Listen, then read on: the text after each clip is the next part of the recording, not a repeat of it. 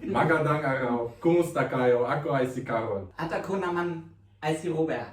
And I am Rowie and welcome Come to our channel.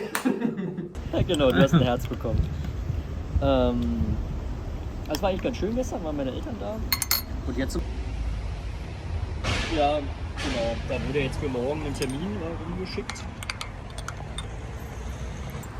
Kakatapos lang na aking lunch with my colleague and pauwi na ako ng bahay and mag-continue ako mag-work. May pinag-usapan lang kami and yeah, sa office kasi hindi ako nakakapag-vlog kaya pag may ibang may dual personality ako, bipolar ako. Pag nasa office ako parang kagalang-galang, pero kapag nasa street na ako, tsak, pak, vlog dito, vlog doon, vlog. pag nasa office, kagalang-galang ang datingan natin. Anyway, yeah, mag-work na ulit and then para may pangbayad sa bahay, may pangkain, may pambayad ng food ni Flynn. Kailangan natin kumayod at magpakayod. Magpakayod.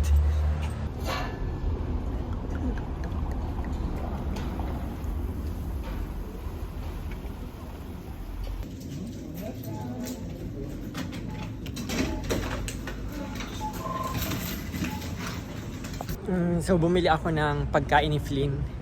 Is yung isang ganito, ilang grams pa ito? 150 grams. Pakita ko sa inyo. So, yan. 150 grams. Ang in-halt niya is, yung laman niya is parang beef at saka chicken mix. 150 grams. So, isang 1 euro ata. Yung bili ko, 90 cents. So, sabihin na natin 1 euro, 60 pesos. Isang kainan niya to. No, hindi isang kainan, I mean, isang araw. So, dinidivide ko siya sa tatlo. Breakfast, lunch, at saka dinner. Normally, 100 lang yung nakalagay. Yung nabasa ko sa internet, 100 grams lang for 4 years old. Pero, yung mas reliable na site na may matinong content, around 150 to 200 grams daw for 4 years old para sa Jack Russell. Di pa kasi ako pumupunta sa veterinary, so hindi ko pa alam kung ilang amount talaga yung kailangan kainin ng Jack Russell for 4 years old. Tapos bumili rin ako nito. Dito naman is 7 euros. Parang ano siya, ngat-ngatin. Inangat-ngat niya, and ang isang peraso is 50. So parang buto, matigas, para naaano niya yung ipin niya, nakahasa niya yung ipin niya. So yeah, so ang ilang peraso ba ito? 7 peraso, so 1 euro ang isa, so good for 7 days. So gumagastos ako kay Flynn ng 2 euros per day, bukod pa dun yung mga treats niya. So magkano yun? 100 pesos, 150 pesos per day. So sabihin na natin 150 pesos kasi bumibili pa ako ng treats or something. Bukod dito sa pagkain niya at saka dito sa ginangata niya, 150 pesos per day.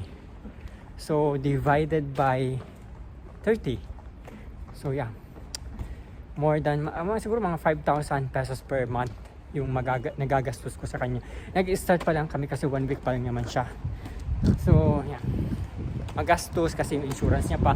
Insurance niya pa pala per month. Just my God. So insurance niya per month. Tapos bukod pa dun yung mga siguro kailangan niyang vitamins and check-ups. 10,000 pesos per month. Para ako may baby. Pero dead man na. Masaya namang may aso.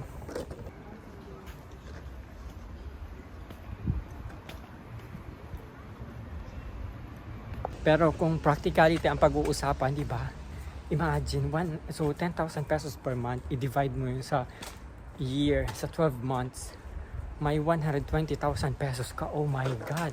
Sa 10 taon, meron akong 1.2 million na dapat maiipon. Ano ba? Tama ba yung mga desisyon ko sa buhay? Anyway, wala na nandiyan na si Flynn. Gusto din naman ni Robert. Sabi ni Robert, ay, ipapaano nga pa pala namin siya. dog school. Meron kaming nahanap ni Robert na dog school. Saglit lang. Dog school, magkano yung dog school niya? So 100 euros for 5 sessions. So 5,000 pesos o 6,000 pesos for 5 sessions. So siguro mga 10 sessions, mga sa isang buwan 10,000, 12,000. So siguro isang buwan lang namin, mga 10 sessions lang. So pasok muna ako, naghihintay na sa akin. Come here, Flynn. Here. Okay. Kainin mo yan, ha? Wag mo, patagalin mo. Mahirap lang ang iyong tatay. Dito ka kumain. Flynn, come here. Wag mong ubusin ka agad, ha?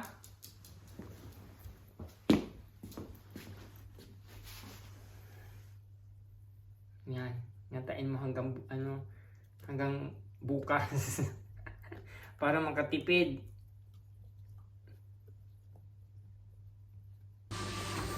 Kakatapos ko lang maglinis, maghugas ng pinggan sa kitchen. Kasi kagabi, di ba, nagluto sila Robert at Reinhardt dito. And, after magluto, hindi na linisan ng maayos kasi sobrang late na. Sabi ko, okay, sige, tomorrow na lang after work. So, ayan, ipakita ko sa inyo ang aking mga hinugasan. Yung iba nandun na sa sa cabinet. And yeah, nagluluto ako ng kanin kasi meron pa akong natirang manok na in-order ko nung kahapon. Nilagay ko sa ref. Ngayon iniinit ko lang sa oven, tapos mag-dinner. Tapos after nun, papakainin si Flynn, and then maglalakad kami sa labas kasi kailangan niyang umihi at tumae bago matulog. Saka dumating na pala yung yung kainan niya. Nandito na ako. I-unbox ko tomorrow. May unboxing talagang kainan. Para may content lang akong maipakita. Nag-iikos na sa content. Kasi yung kainan niya is yun, yung bowl namin, yung lagayan ko ng sauce. Kunyari, may chili sauce or toyo, dyan ko nilalagay. Mas maganda yung meron siyang proper na kainan at saka yung naman. So, itapon natin itong mga plastic bag na ito kasi hindi magandang tingnan sa mata. Anyway, yan. Prepare muna ako ng dinner.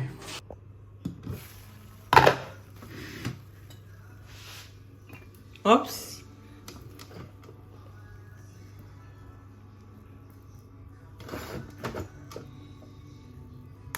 Sayang. Huwag magsasayang ng pagkain. So, ito na yung tira ko kahapon. Nilagay ko yan sa fridge. Tapos, ito yung tira kong sauce.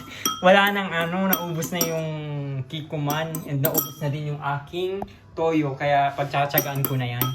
Tadma na yan. Gusto ko lang naman is yung sili. Tapos si Flynn naman is kumakain pa. Tingnan mo ilang oras na yung kinakain niya to. Anong oras ko ba binigay yun? Alas 5 ko siyang binigay. Siguro 1.5 hours na kinakain niya pa rin. Tingnan natin. Bisitahin natin sa niya. Sa bed niya. Tapos ka na? Patingin. Ayun na, naubos niya na. Wala na. Bola na lang nagtira.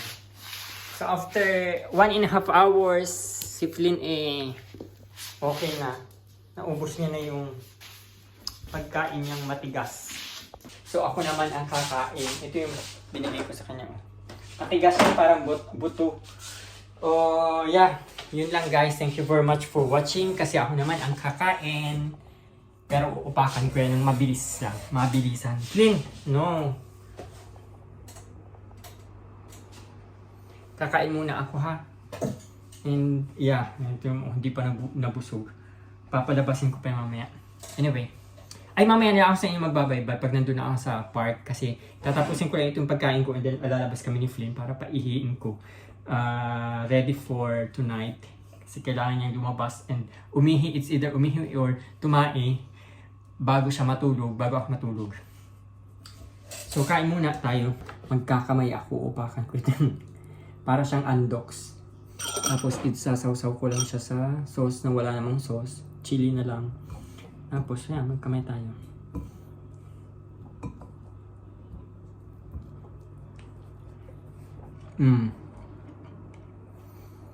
So, see you later sa labas. May nasusunog dun, oh. Diyos ko, muntik na masunog yung bahay. Nakakaloka. Dun sa likod ko, muntik na may masunog na bahay. Nakakaloka. Biglang umapo yung yung sasakyan. Kaso hindi ako bawal ako mag-video. Baka ako mapagalitan. Anyway, papunta kami ni Flynn ngayon sa park. Nagka-trauma si Flynn.